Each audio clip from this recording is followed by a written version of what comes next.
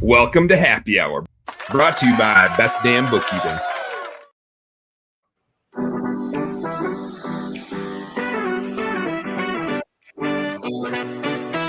What's up, everybody? Happy Wednesday. It's really loud on my end. Is this loud on everybody else's end, or is it just me? I've been messing with. No. Okay, I've been messing with my stuff.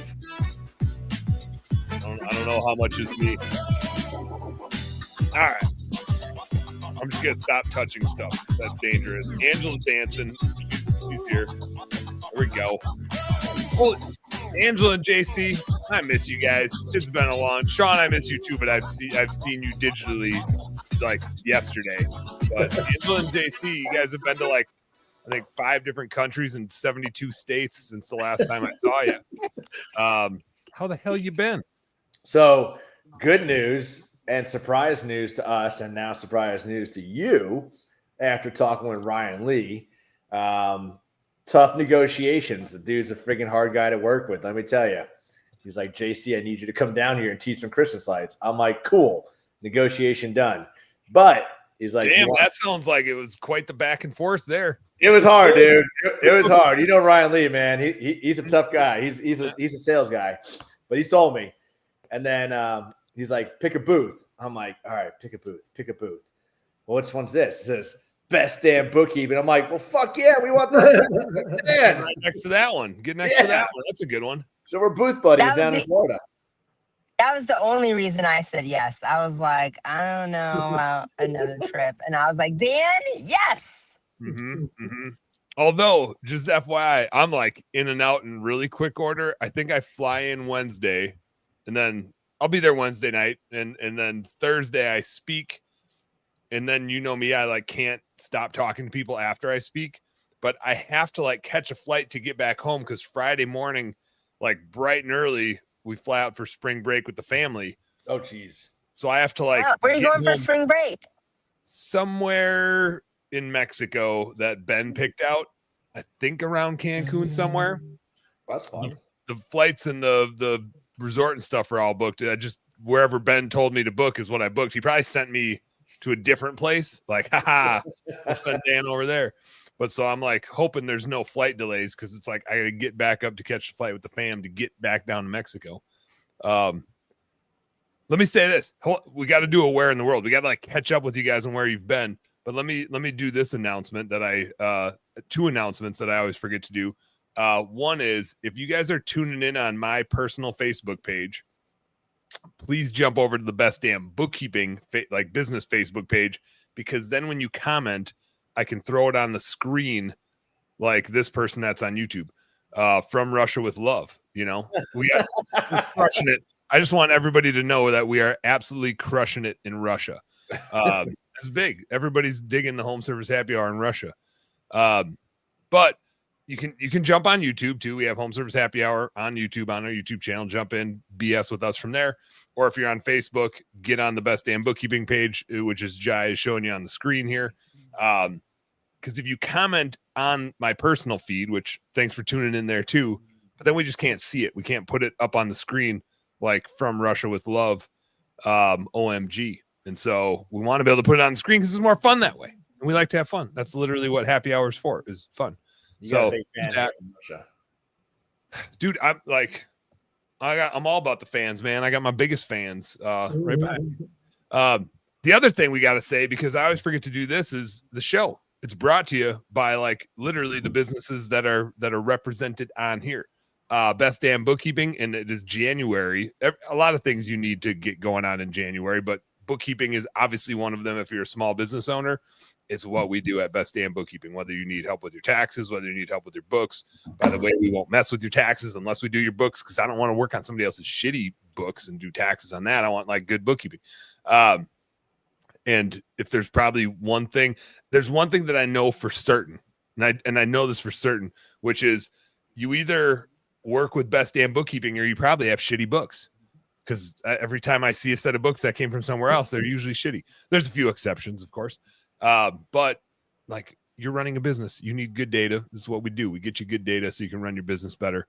So hit me up if you need help with that. We'll put links. Hey, Brandon and I got a meeting. I'm pretty sure Brandon came here because JC said you got to talk to my man Dan. So Brandon, excited to meet you and talk to you and work on your business. And I think it's not next week, but maybe the week after I saw you land. So looking forward to diving in with you. Yeah, just heard you last night, man. Brandon moves fast, so I like seeing that. He's on it, man. He's on it. He was all over it. It's like boom. But that's what we do. We obsess about small business owners in the home service space and helping them get their finances right. So if you need help, hit us up at Best Damn Bookkeeping. The show is also brought to you by Hire Lead Chill. And contrary to popular, I don't know if this is a popular belief. That's probably not even fair to say because Sean and I have been telling people this for like a decade now, it feels like, but everybody waits till March to start recruiting. And it creates a supply and demand nightmare for them in that they start recruiting when everybody else starts recruiting. And you guys got to remember that when you're recruiting, your competitors are Amazon and Walmart and every food service restaurant, right? Your competitors are everybody in the recruiting space. It's like marketing, but it's so much more competitive. And everybody is recruiting in the spring, which means there's less candidates available because everybody's trying to get them, and the clicks are more expensive. So make sure you're starting your recruiting now. Get your system built now. Start getting applicants right now because you can get them for way cheaper. That doesn't mean you need to hire them. Recruiting and hiring are two different things. Sean, what did I miss? Why else do they need Hire Lead Chill to help them start finding employees now rather than later? I think a couple things. Everything you said is like freaking spot on, man. It costs a fortune if you wait until spring to start recruiting. And when I mean spring, I mean like March, beginning of March, end of February, man. But the other couple things is if it gets you a little bit more time for training. One of the biggest things that I see when we do a survey with job candidates and should I read and the research I do, especially home service businessmen and technicians, the number one thing that they really want more than anything when they start a job is confidence in knowing what they're doing.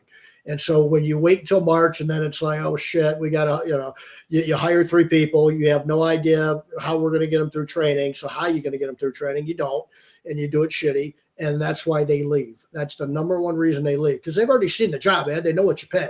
They know what you're kind of about. You got your culture in there and what you're all about. It's that, okay, the expectation of what I thought I was going to get for this job ain't matching up with, we're just like getting thrown into this thing and this ain't comfortable. I don't know about this. And that's something, you need to have time to do that shit properly.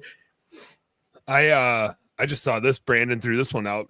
And I didn't see it until we already started talking about recruiting. And he said, any tips on finding people to work with me on the sales side? And I wish James was on here as well from Live Switch, because truly I feel like if you are trying to grow the sales side of your business, you need a couple things at play. One is you need a good person to get out in front of people.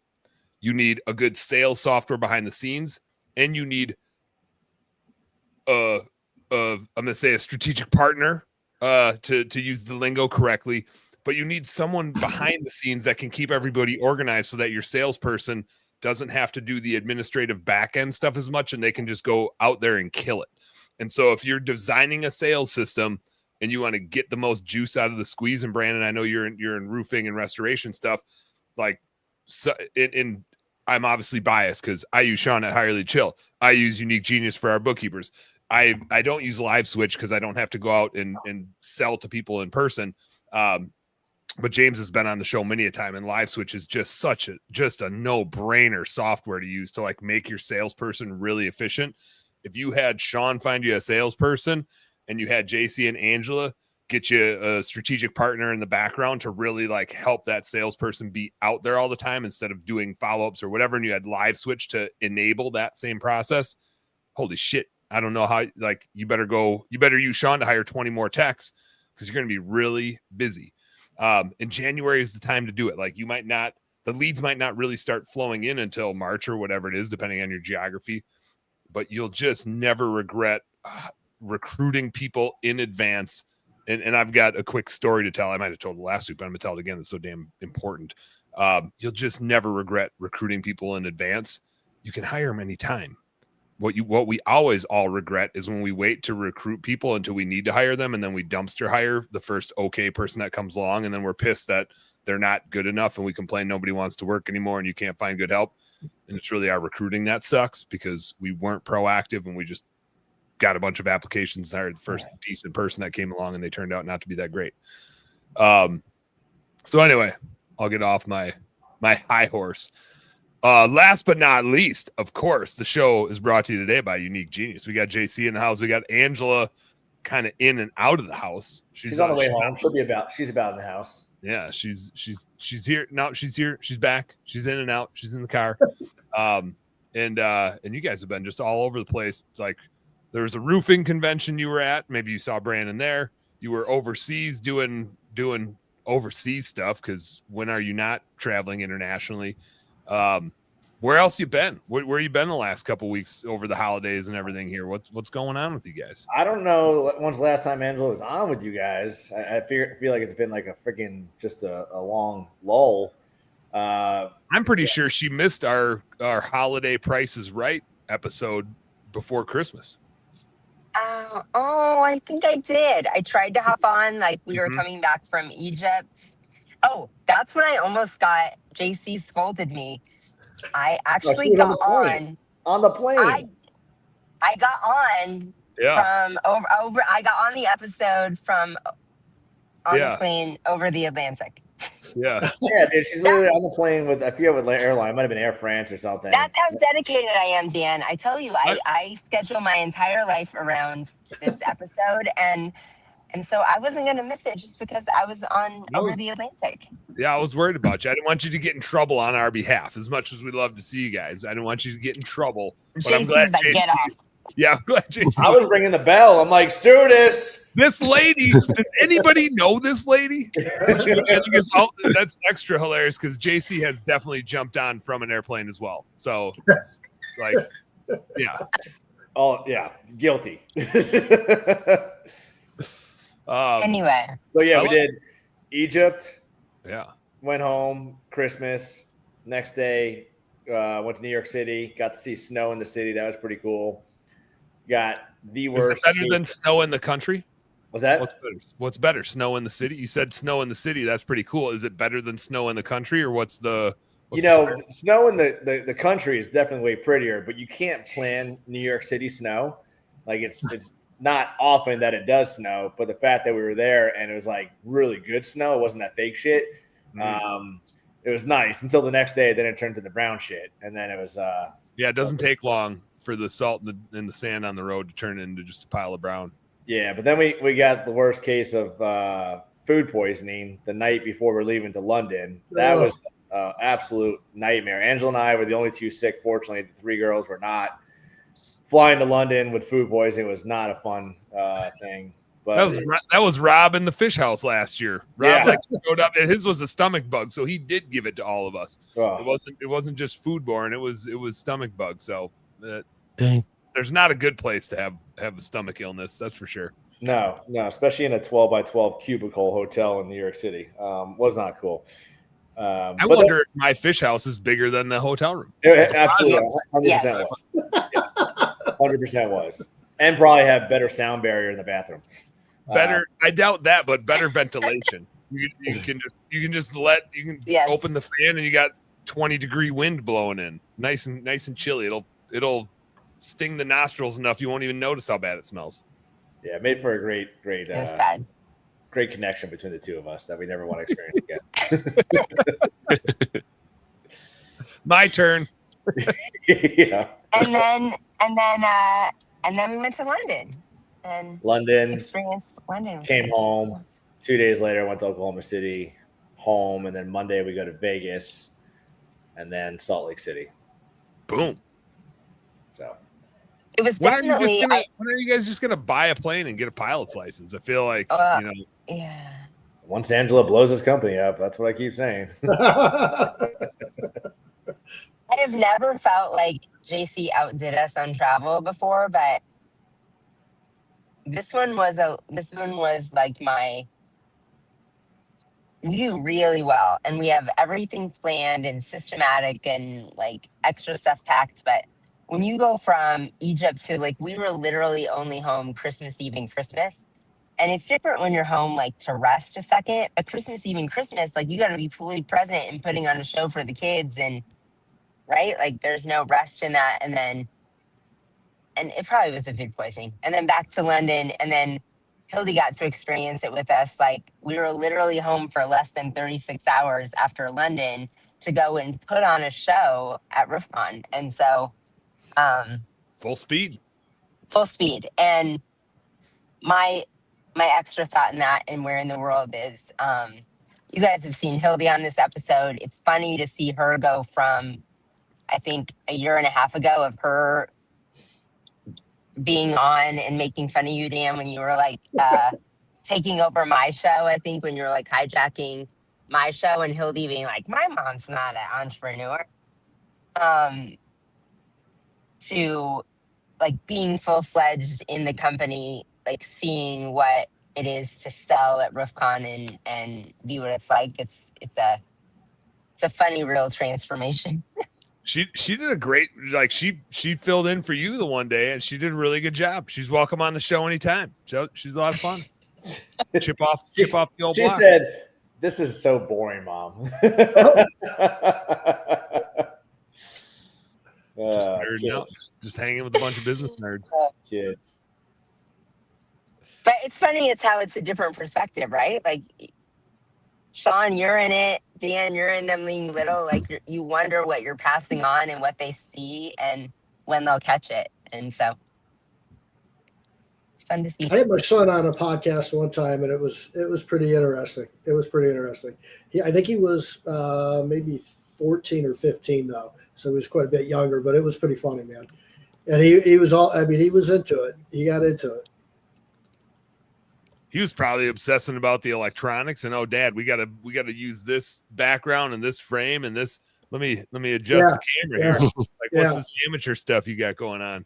Yeah, he's a trip, man. He's doing good. He's doing all kinds of crazy stuff with some leadership skills thing. He's been handpicked out of a bunch of kids to go down to Akron, Ohio, and there were like 200 kids from around the state there, and so he's doing really good, man. He ended up going into they did like an interview. You had to get a resume together. They did an interview, and it wasn't like, come through the door and, okay, this is how this is going to work. It's like shake the hand, look in the eye. It's an interview.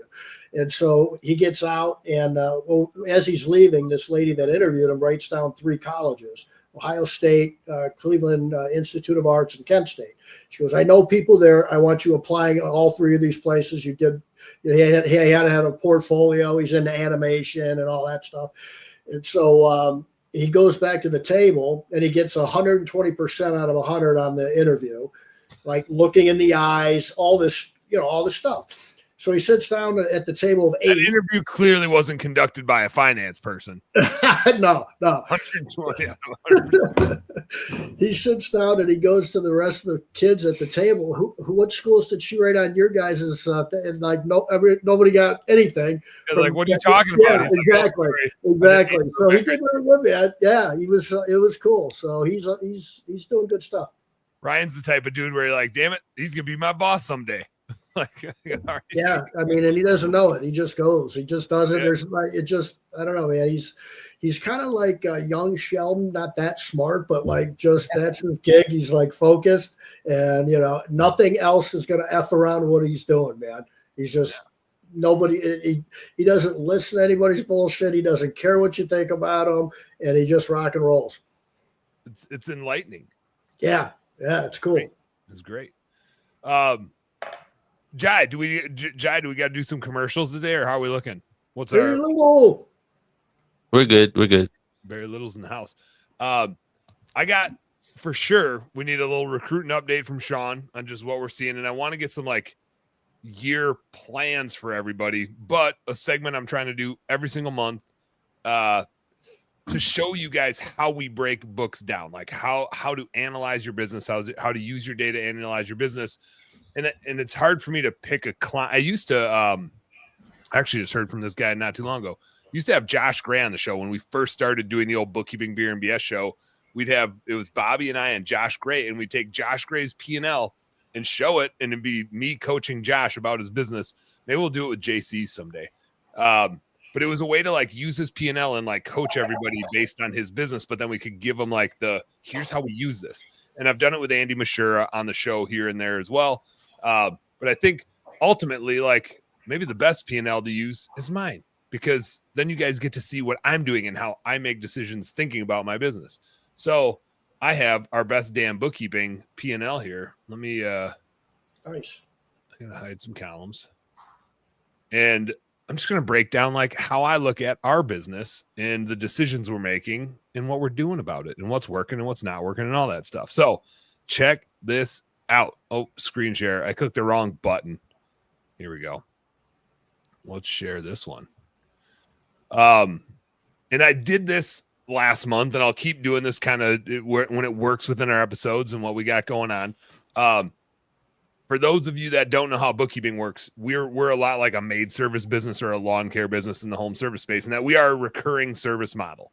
And so we have client attrition if somebody leaves, right? And we're selling recurring services. We're really never selling a one-time service. And so to gauge the run rate of our business, I look at what is our sales per month and basically multiply that by 12. Now there's some like onboarding billing in there and setup fees in there, but those generally happen every month as we continue to grow.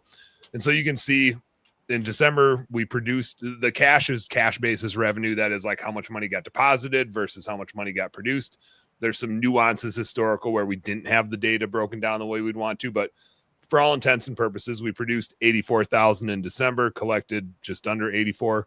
The last 3 months, we've produced a little over 250,000, collected just under 250. So we're basically at the $1 million run rate. And I think this is a really good time to look at P&Ls. And JC and I have both fallen into this trap, and I'm sure Angela has, and Sean's been with me when we've done it, and other businesses that we've had. $1 million can really suck.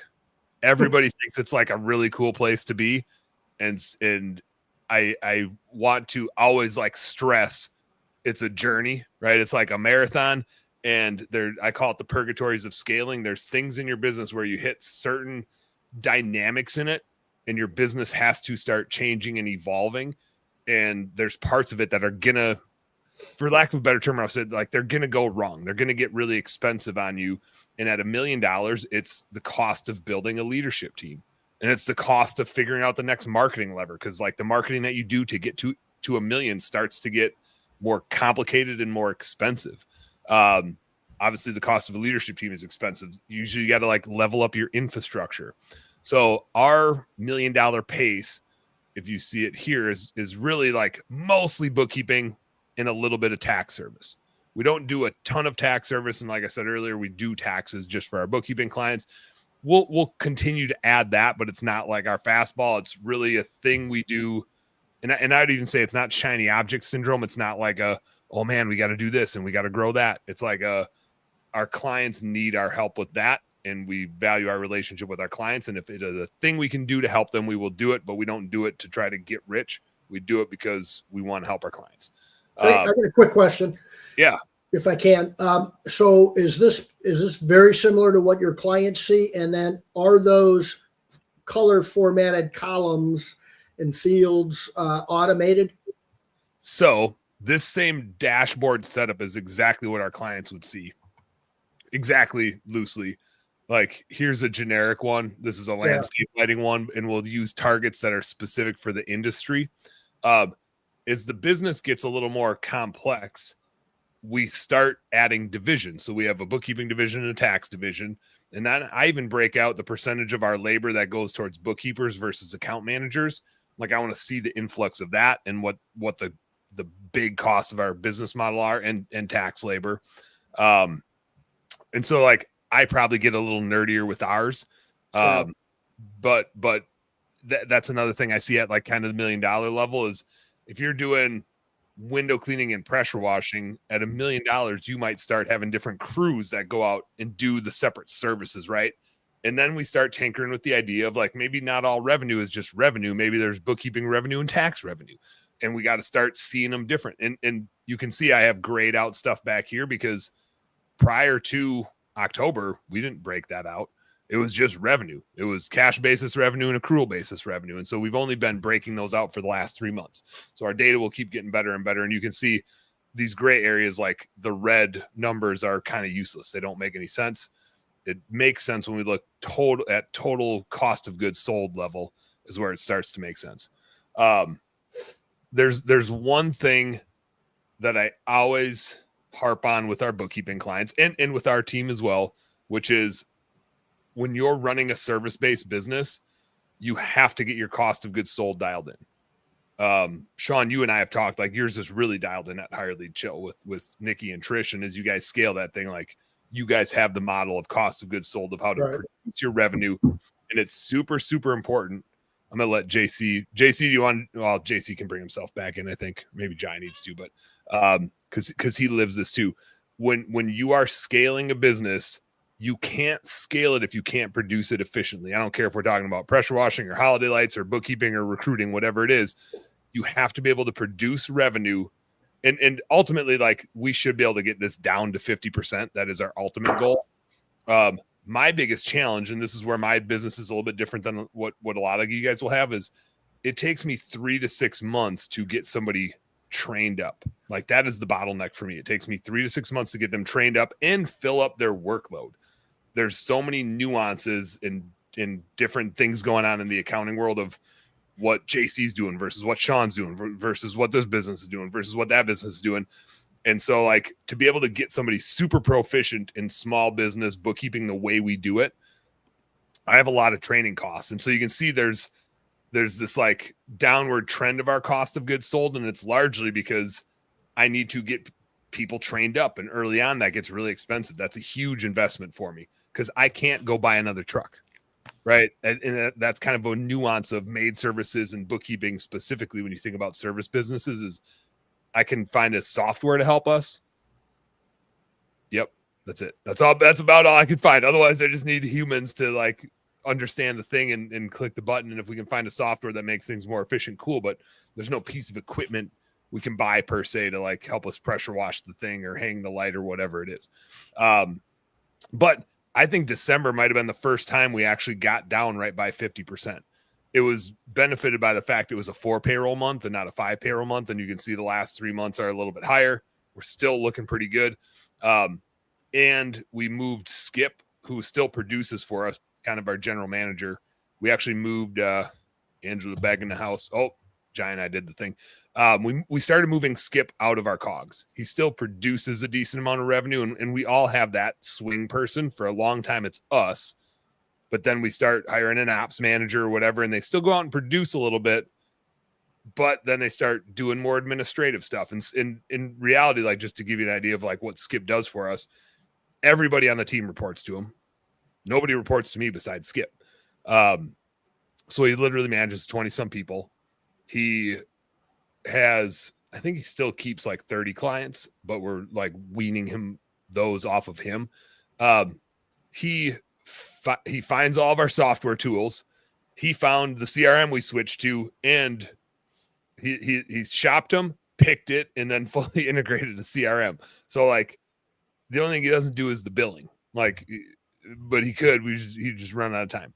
So he's really an admin resource. So you'll have those swing people where you need to like allocate their wages, some to cost of goods sold for production reasons. So Skip's wage lands here first, and then I move him down to admin. And you can see our admin expenses used to be lower, and in the last 3 months were higher. And it is because I moved about $2,000 a month of Skip's cost to admin. And I think that's something we all need to reckon with, is how much are those swing people doing in different places. But nonetheless, like, solid December, decent quarter, and you can see the profitability is happening as we scale, which leads me to kind of my last thing and the thing I'm reckoning with now in our business, and we all are, and that's why I want to get to what are we doing in 2026 is, as the business starts creating its own mojo, right? It starts creating its own profitability. We have to put our owner hat on and decide not how are we going to operate this thing, but how do we want our operator to invest? You can see our marketing percentages has gone down and down and down. And December is a little bit lower just because we didn't have like our trade show spend kind of happened in Q3 or in the October, November part of Q4. But as our revenue goes up, our marketing percentage goes down unless we start spending more on marketing.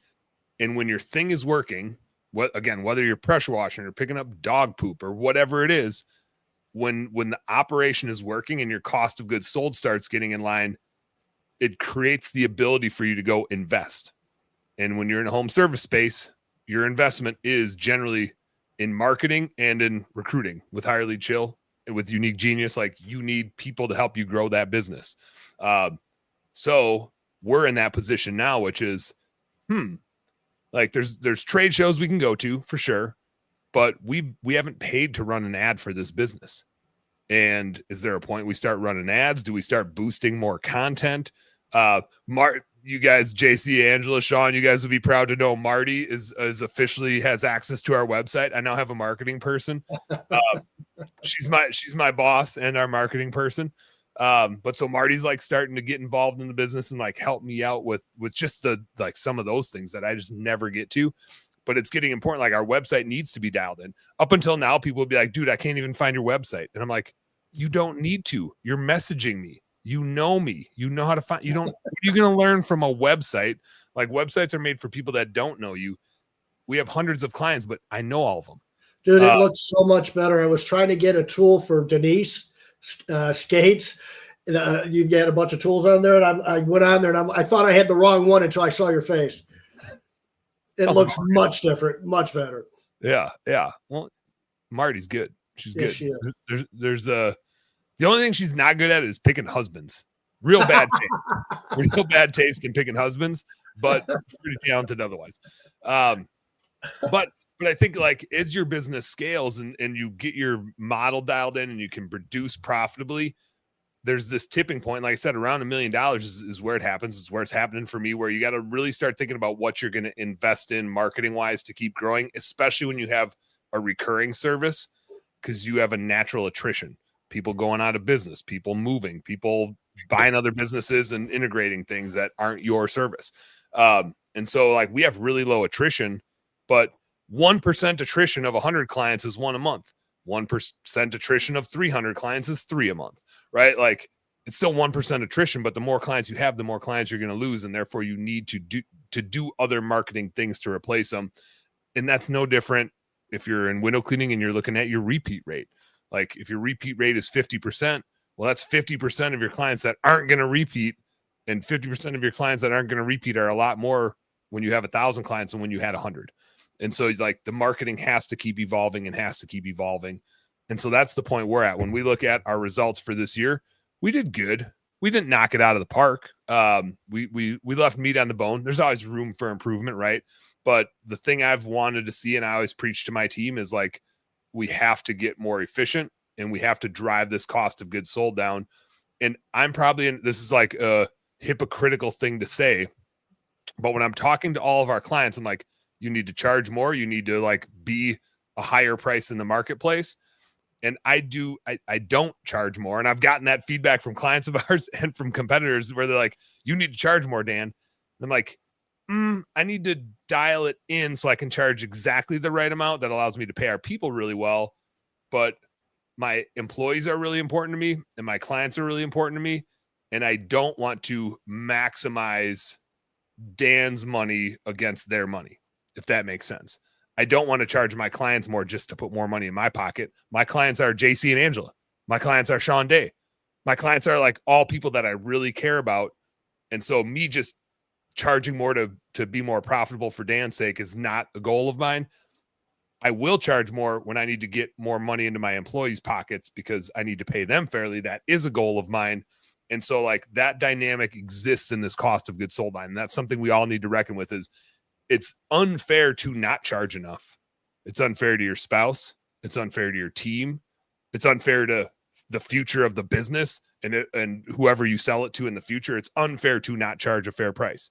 And so I never want to get caught charging an unfair price, but I do think you got to be, like, in the sweet spot of what you can serve a valuable service for. So anyway, that's the big thing for us. I think this is, lastly, I'm going to finish with this one because I think this is ultimately what we all love to do and what, like, fuels our fire, especially with the people that are sitting here on the screen in front of you guys right now, which is we love to make money and take care of the people that really matter to us. And so one of the things we did, you'll see our fixed overhead spiked up. And I kept telling our team this. I was like, as we start getting profitable, this isn't Dan's money. This is our money, right? Like, as a business, this is our money to reinvest in cool shit. Sure, I'm going to make more money, but we all have to do it together. And so when we started getting profitable, we took the money and got health benefits for our team in the US and reimbursed internet for our team with Unique Genius and bought computers for our team with Unique Genius, because the whole point of this business is to take care of people. We got to take care of our clients. We got to take care of employees. And so that goes in fixed overhead. Like, we're paying that to our team at Unique Genius, to our employees in the US. We're paying that whether we produce anything at all. So it's not part of cost of goods sold. It's not part of the labor cost. It's part of our infrastructure. And then there's 4 people on our team that like helped me start it, kind of like really early on, account managers. And so the other thing that I like to do in variable overhead is employee engagement stuff. We do a ton to like try to give to our employees. We do core value vibe awards, and they get to vote for each other, which is super cool. Like the employees all vote for each other. The bookkeepers are voting for account managers and so on and so forth. Yeah, Taylor said that this dashboard is hand down changed the way I ran my business. And I think it does that. It's like simplistic, but deep. It is a report card, and it shows you like unbiased what's working and what's not working. And one of the things I always like to do, and I'm frugal as hell, and you can see that because my variable overhead is really low. And that's like a cool budget area for me to give back to our employees. So like I said, there's 4 people that like have been with me really from like the moment we started ramping this thing up, or like of account managers of mine.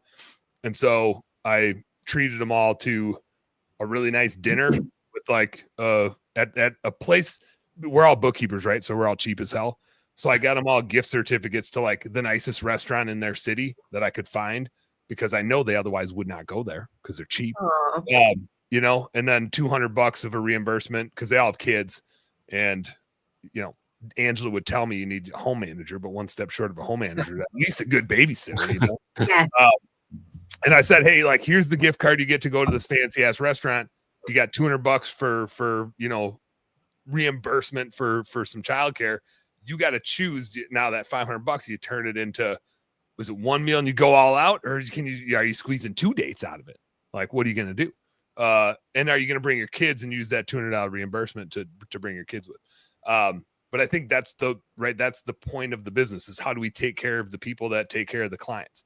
And we're in the green, which means we got money to spend. We're right where we want to be, and we got to spend it on the people that matter. So that, like I said, for our year, we're not right where we want to be. But if you look at where we were the last year, when we started up, we were like a break-even business for a year. And that's normal. We spent a lot of money to get her going, and we made money this last year. So we got to put it to the places that matter. And pumped for 2026, because we're just going to keep doing more of it. And we got some other things in the works. All right, I'm done boring you guys to death with data. I can see JC falling asleep. He's like, man, I try to avoid bookkeeping and tax stuff. Now Dan's just shoving it in my face. But that leads me to, you know, we use that data to decide what we're going to do. Like, and when I'm doing like my bookkeeping demos, I say like, here's kind of how we read this P&L and what it means. But the point of bookkeeping is to help answer the so what. And the so what is like, well, now what? So we got this data. So what? What are we going to go do about it? What does it mean? What decisions are we going to make? For us, we have plenty of room to grow our tax service. And so we doubled down, and we got somebody on Angela's team, Mira, who now joined our tax team and is absolutely kicking ass. Like, I mean, everybody we get from Angela and JC is kicking ass. That's just kind of how that works. Everybody we get from Sean also kicks ass. I forgot to tell the story about how I hired 2 people on Monday and had another call with another guy that's coming on board. ABC, always be recruiting. But and we have a person from Angela that starts on Friday too. We have a new auditor starting on Friday. Like, we're I'm just surrounded by my entire recruiting department here. But it is the thing that makes our team work. But we're like really pushing on the tax service this year. And I'm gonna let the cat out of the bag, but there's 200 ex Blue Skies clients or soon to be ex Blue Skies clients. Maybe there's 200 clients at Blue Skies that aren't using Best Damn Bookkeeping yet. And I have intentionally not reached out to any of them.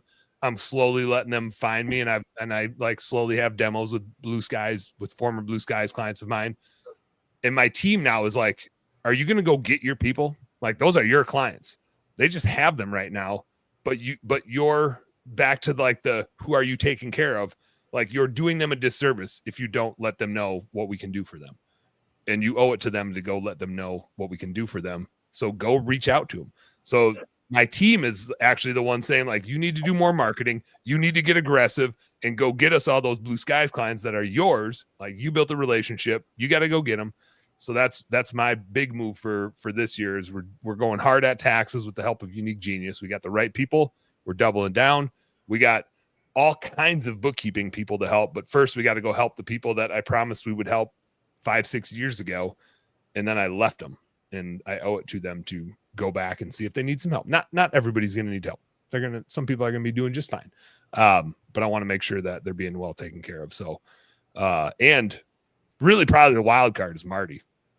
Like, she should be really sitting here. She should be the one saying, here's what we're going to do. Because the next thing I'm going to do is listen to my wife, which is rare. It's rare. But that's the next thing I'm going to do. All right. I'm talking way too much. Sean, what are you doing? What are you doing in 2026, man? What are we doing? We're getting all kinds of stuff going on. One of the big things I'm working on this year, two things, is all client related. I don't know how to take care of our employees any better than what we are. We just got a great team, and the core values and our culture and everything is like just awesome. So we're really trying to focus in on helping more on the retaining side for our clients, which we really haven't done a lot of that in the past. It's been like, we can recruit, we've got a system, we can get automations going, we can do these things, we can screen them, we can vet them, and then you interview and hire, build that bench and all that.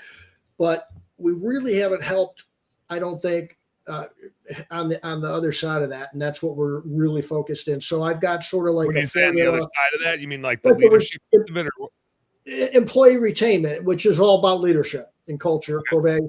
So one of the things, and we touched on this a little bit, and Angela did too in December when we were talking about what are you doing in December, that time of year. It's like, focus on your why. And why are you even in business? What is your why with your personal life? And then your business has to support that. You do that better than anybody. I mean, your business supports your lifestyle, your hunting and your fishing and your outdoor stuff. The business is sort of there to support that, right? And so that you do that better than anybody. So that's you've got your why down, man, your personal why, and your business supports that.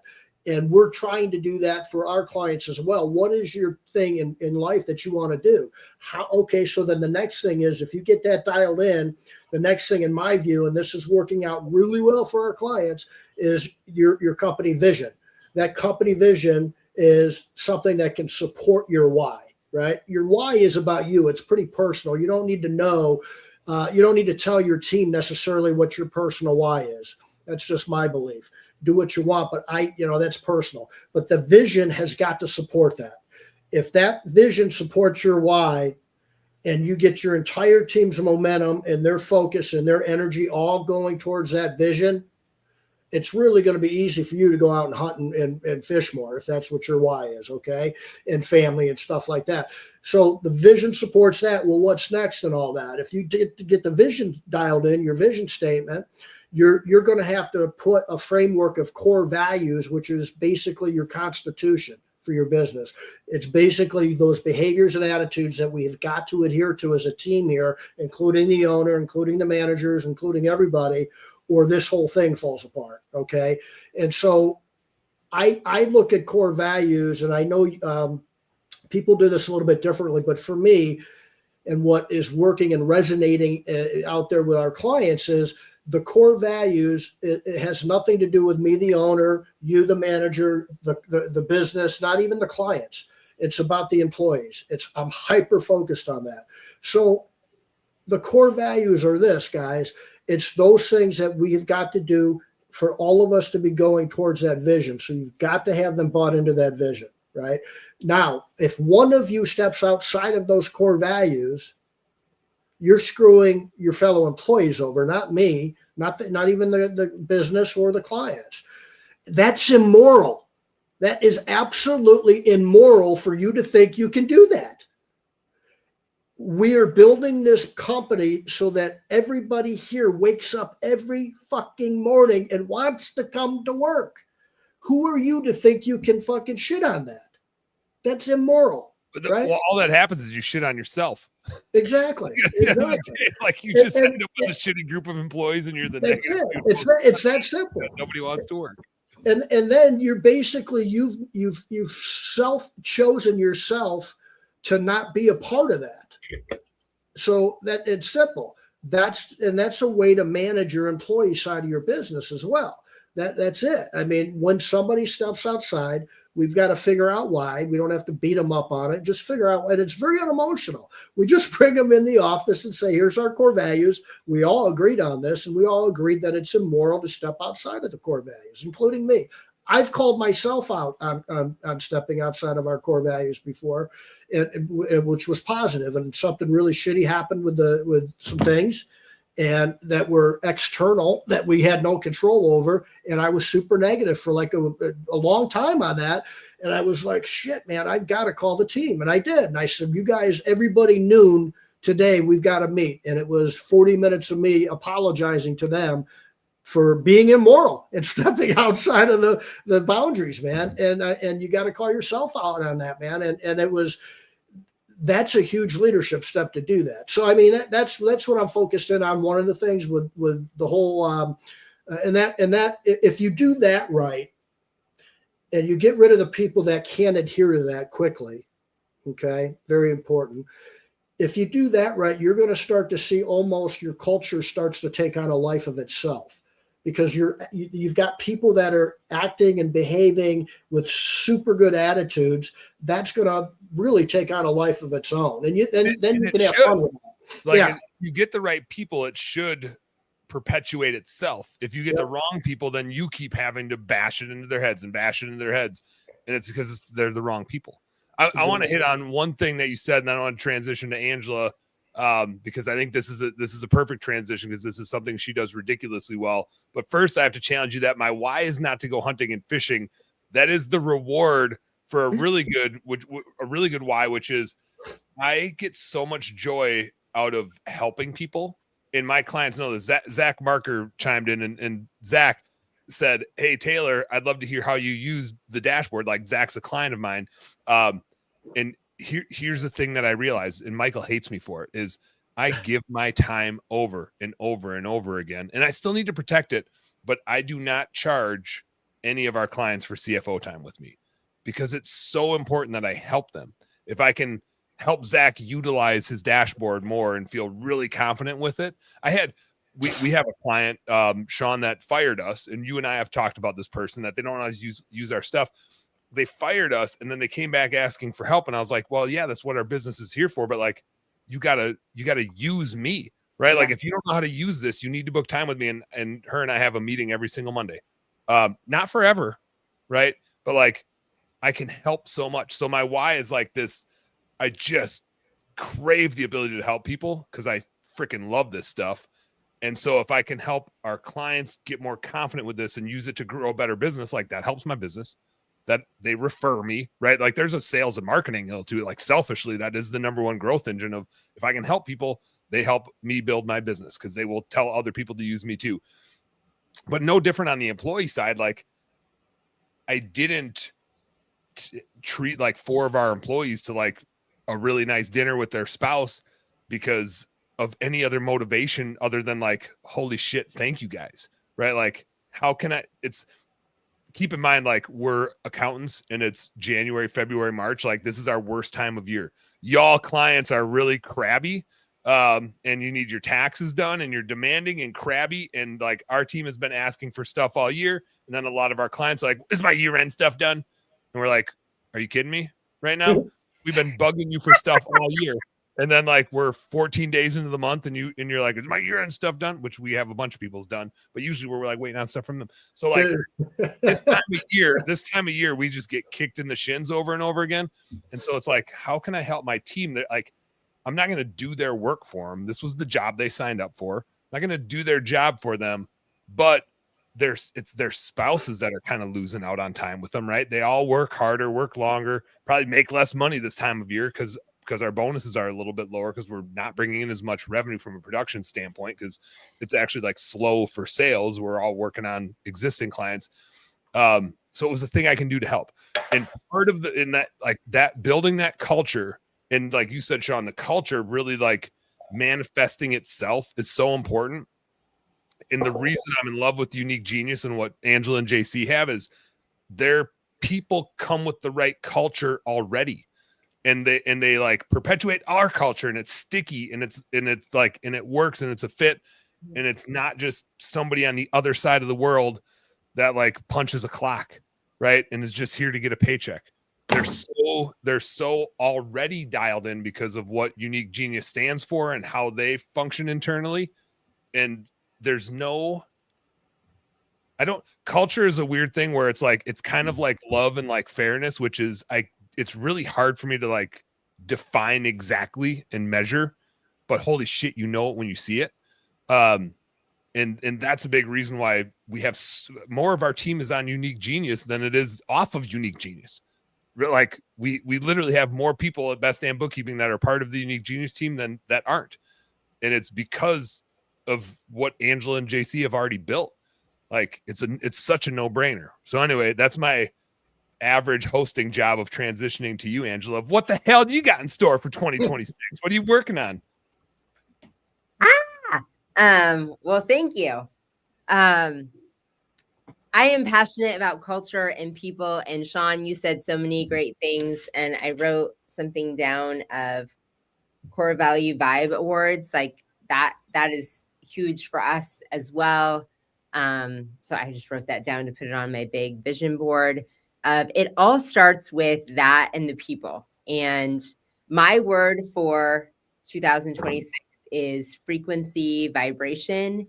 Like, and that means to me, like, how am I constantly in what I do every day? And it mostly means my thoughts of how am I constantly increasing my vibration, being in an energy of love, abundance, giving, gratitude, in my relationships, in my leadership, and transferring that to people.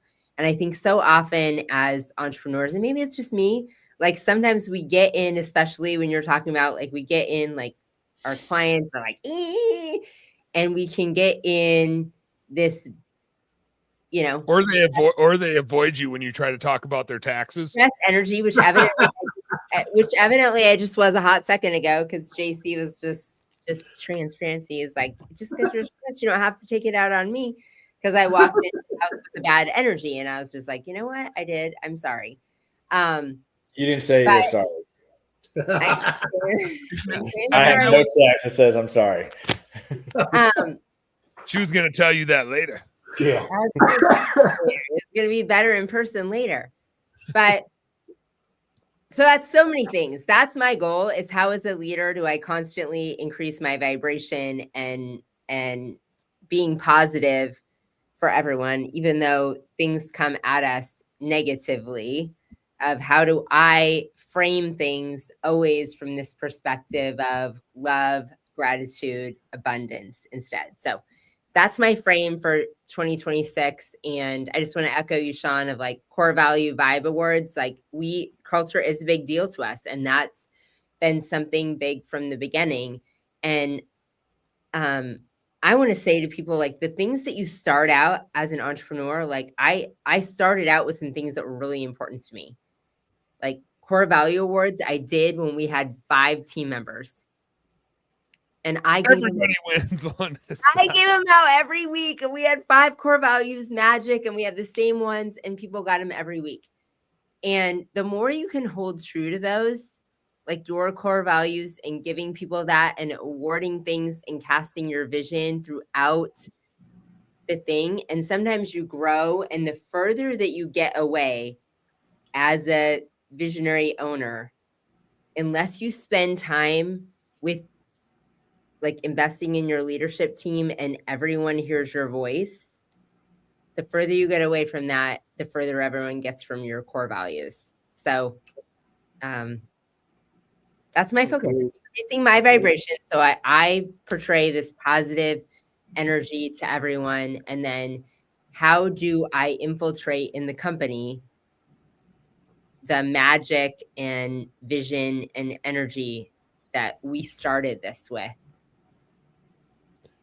I don't know if you guys run into this as well. Well, first, I want to acknowledge one thing, and then I want to say my thought. This Hildy gal says, don't forget to give your sales and marketing director love and abundance too. And I believe, Hildy, that's called unconditional love. And it's kind of like, you know, when Dilbert, like the Office cartoon, makes fun of employee engagement. Like, yeah, we're expecting you to like be happier and work harder for less pay. That's called unconditional love, Hildy. That's what you get. That's what I was laughing about when Angela was talking. It wasn't Angela, it was Hildy. Yeah. Oh yeah. Like, I saw you. Yeah. I saw you laughing. That's why I had to acknowledge it. So, unconditional love, Hildy. You always get it, and therefore expectations are really high. But I want to point this out because I think a lot of us do this. I assume a lot of us do this, or maybe I'm the only weirdo. I have thoughts of appreciation all the time. I don't know the last time I told Sean how much I appreciate and respect and just love our relationship. I mean, like Sean and I go back a ways and we've worked our ass off together, but I don't always tell people when I think it, right? And so I've tried to get so much more intentional of like giving that positive feedback, unsolicited, random, but there's so often where I just think I just didn't do it to JC. I was just thinking about JC the other day, and I did not reach out to him when I was thinking about him. And I was like, man, I can't wait to see JC again. I haven't seen him in so long. And then I got distracted doing other business shit. And I didn't tell JC how much I appreciate him.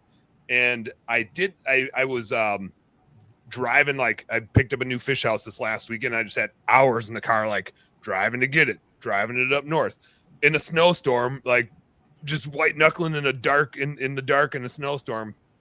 And I was like, man, and we're part of the reason, the catalyst for me like doing the gift card thing for a few of my like OGs on our team is we're losing one of them. And it's a right move for her. Her and her husband have a business together. It's a cool opportunity. She also got like a little part-time gig that is a really good opportunity for her, but we're still losing somebody that's like core. She like helped build our core value vibes. Like her and I were the ones that like kicked it around and she launched it. That's like from the get-go. She's been so instrumental in our business, and I super support her. And Katya, if you ever watch this, I can't wait till you quit whatever else you do and come back. Just let me know whenever you're coming back. But it was this catalyst to me being like, man, I hope like those like the really core ones, and I value everybody on our team, like, but there's a few people that were like here right from the get-go, and we wouldn't be where we're at without them. Like the opportunities today wouldn't exist if they didn't build it from the ground up, right? Like our foundation is so good. And so I thought I need to do something. And there was this funny, it like kind of came, the idea came full circle.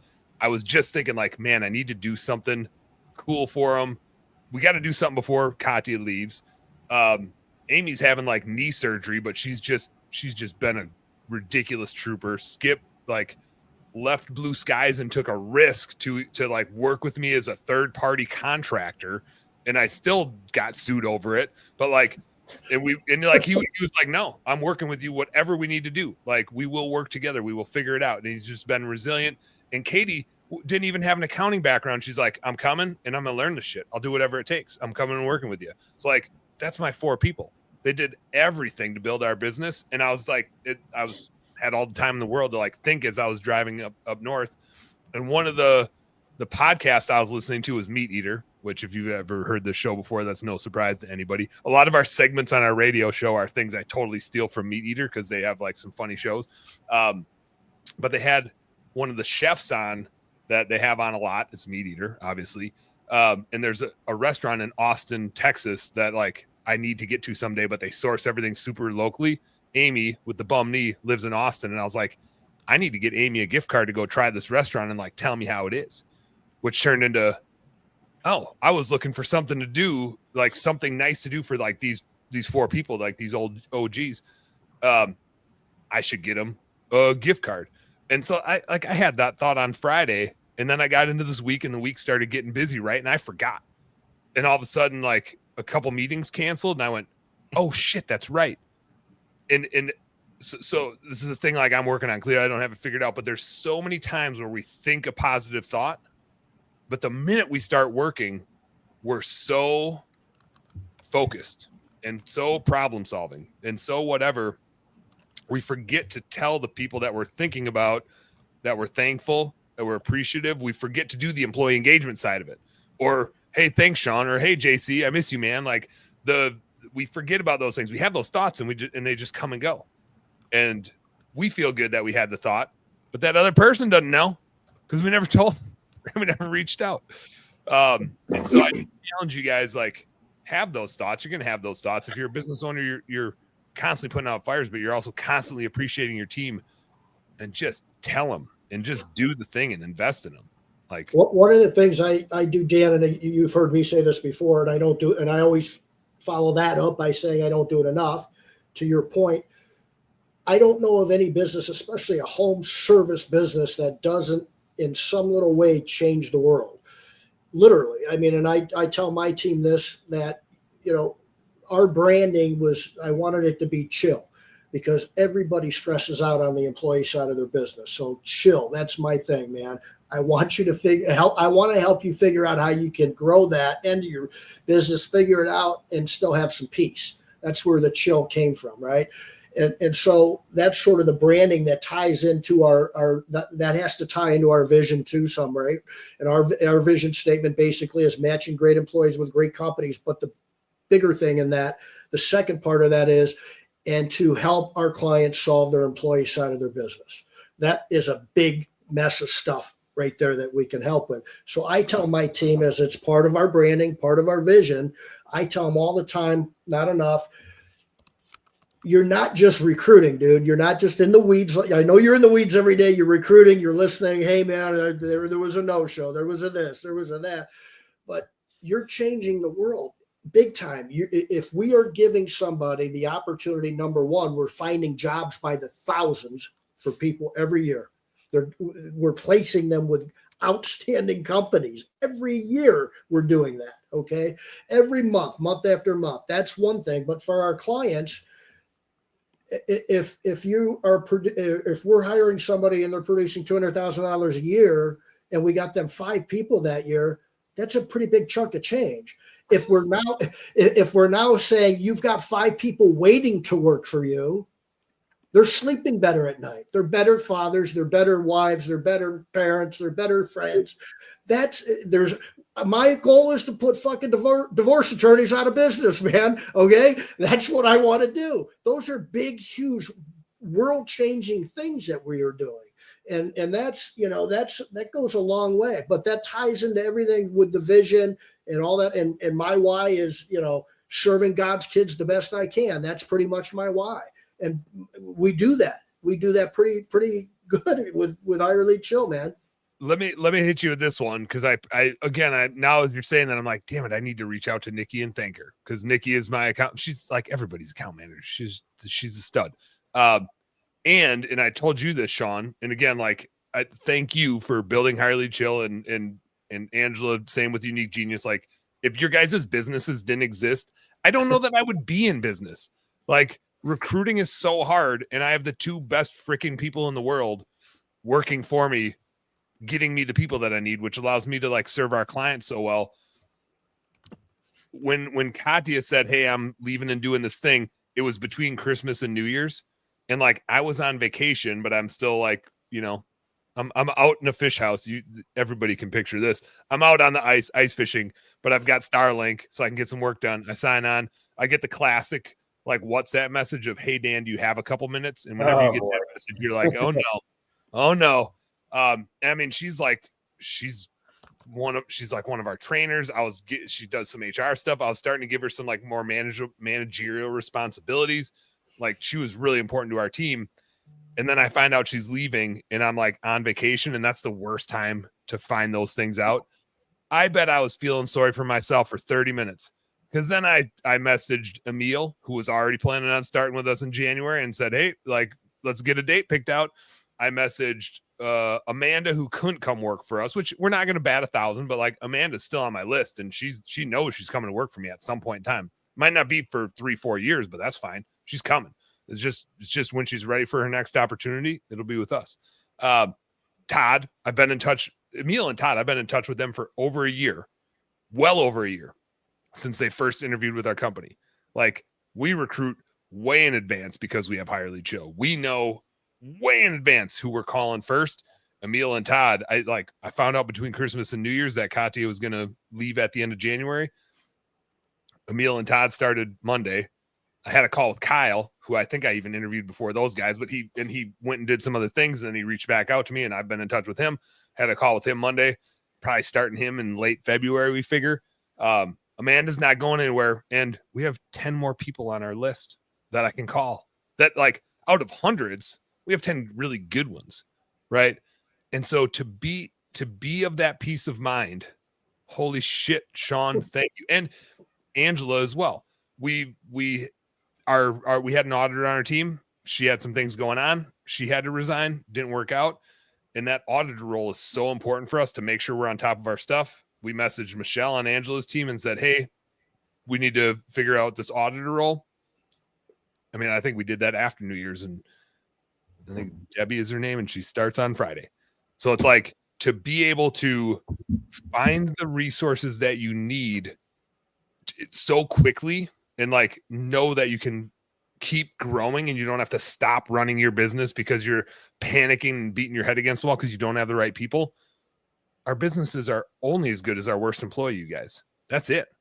Like, one of our clients is experiencing our worst employee today. So your worst employee better be really fucking good. Yeah. That's it. That's it. And to like know I'm losing such a good employee, and to know that Sean's got me dozens lined up that I've already interviewed over the last year and a half. I have interviewed them, and I have a list of them, and I know who I'm calling next, right? Like, to have that and not stress and open a bush light and catch another walleye while I'm out ice fishing without stress. Like, that's not my why. My why is like, build the business, and like all my employees deserve awesome coworkers. And back to my real why is like, I do it for them. I want to make sure that they live an awesome life and they have awesome coworkers. Like, they're the ones that deserve an awesome job. And Debbie Sardone says all the time, like, you got to build a job they want. Well, I don't care how much you pay people. Nobody wants a job with a shitty leader and a bunch of shitty coworkers. You can't pay me enough for that environment. So, like, build it right. Hire Sean, hire Angela. Go ice fishing with me. Go, JC. We're going to take them to South America and go shoot some doves? What are we going to do with them? That's right. Yeah. All right. But hey, we kind of like skipped JC. I just lumped you in with Angela. But JC, give us the, we're over time. It doesn't really matter as long as you guys don't need to leave. I just got to go get the kids in a little bit. But what are you working on in 2026? What are your big moves? Oh, that's something that Angela and I have been talking about like really intensely the last couple of days. So, yeah, I don't have a definitive answer on that. I mean, it's kind of a year of unknown right now, what I'm trying to do. Obviously, Unique Genius is the main priority. So really just focusing on that, what we can do to really get the brand out there with Unique Genius and level up that. Obviously, having Hildy on board has been a phenomenal asset to the team, and seeing her just thrive and really grow professionally with the company has been really exciting to see, and taking her out to Oklahoma, and her friend Maddie was out there. She'll be in Salt Lake next week. So, having the family more involved with that, being more intentional with the family this year is really important to us, along with health. Obviously, that's always a big priority for Angela and I, no matter what we do. But business-wise, it's kind of like a question mark right now. It's very fluid at the moment. Might have better understanding in the next couple of weeks on that, but 2025 was a great year for Patriot.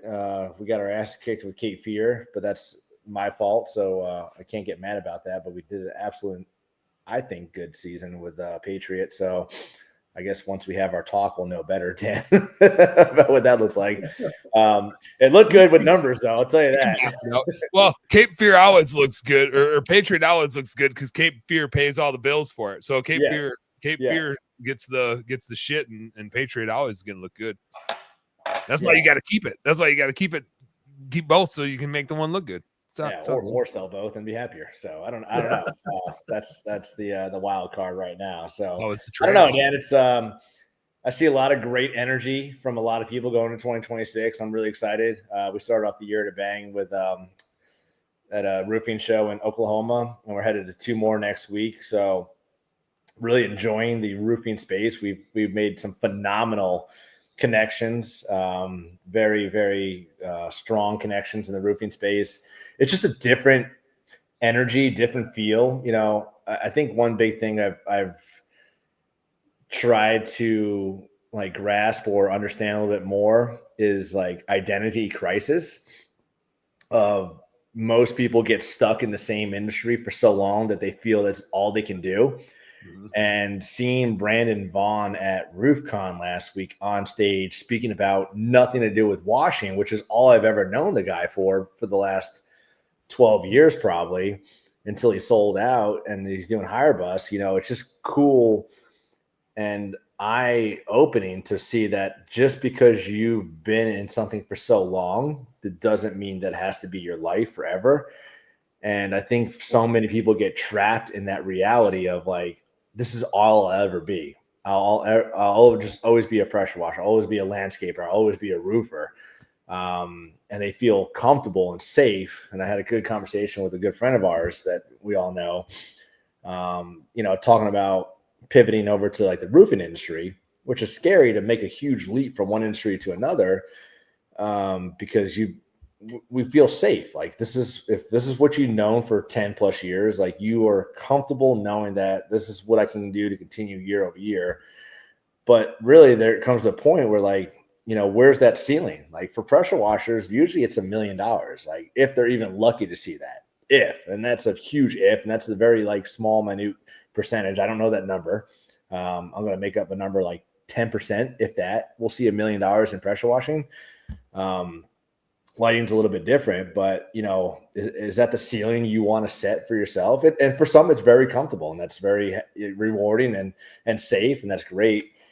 But just seeing, others escape or get away from what they've been doing for so long and thrive elsewhere is really Scotty. Yeah, Scotty, whenever you want to learn to do bookkeeping, I'm going to buy a case of Busch Lights and get the hell away from you. So just let me know. You let me know whenever you want to learn, man. You'll have a 7-figure business tomorrow if you start, Scotty. I don't think he needs another one of those. I think he's about to hit an 8-figure business. So I don't know. I don't know why he wants to do bookkeeping, but hey, you pursue your dreams, Scotty. Go after those dreams. So that was my rant, Dan. Sorry. I love it, man. I'm solo parenting, so I had to go get these kids, and I got our buddy Seth Goldberg's flying in with his daughter tomorrow to go ice fishing, because that's just what you do in Minnesota is you got to go ice fishing. I got to go pick up groceries, probably some booze and beer for ice fishing. JC and Angela, you guys still owe me an ice fishing trip. Yes, we do. This weekend went to work for you because Marty's out of town, which is why Seth and his daughter decided to fly in. But and we have Marty's 40th birthday coming up. So that happens in a week, but we're working on, events. Well, we have Angela's 50th coming up in April, so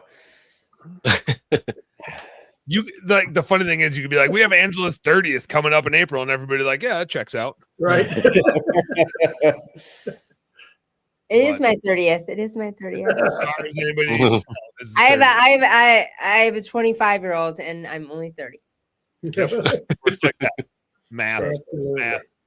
I gotta run. This is gonna blow you guys' minds. I have a sales tax specialist from the great state of Wisconsin, used to be a bartender. So her and I are gonna have some fun tonight. But she's like the sales tax expert. She literally wrote some of the sales tax law in like Wisconsin Department of Revenue stuff, but she works on sales taxes across the US. I mean, yeah, it's gonna be dirty, boring accountants talking. But like, I mean, you guys know me. So there's gonna be plenty of yapping and beer drinking going on, and she's a bartender. She's probably gonna have a beer too. But we want to like lay the groundwork for like sales taxes, how to think about it, how to make sure you're not screwing it up. Because I have a lot of bookkeeping clients that have challenges understanding the world of sales taxes and what to collect and how to build it and blah, blah, blah, blah. So we're talking to a sales tax nerd tonight, and it will be the least not fun sales tax conversation. Does that make sense? The least not fun. Like, I know you guys think sales tax ain't gonna be fun, but it's gonna be the least one of those that you ever seen. So jump on tonight. I got Holly coming on. Until then, you guys know what to do. Work smarter and harder. Go earn yourself some pride. Peace out. Deuces.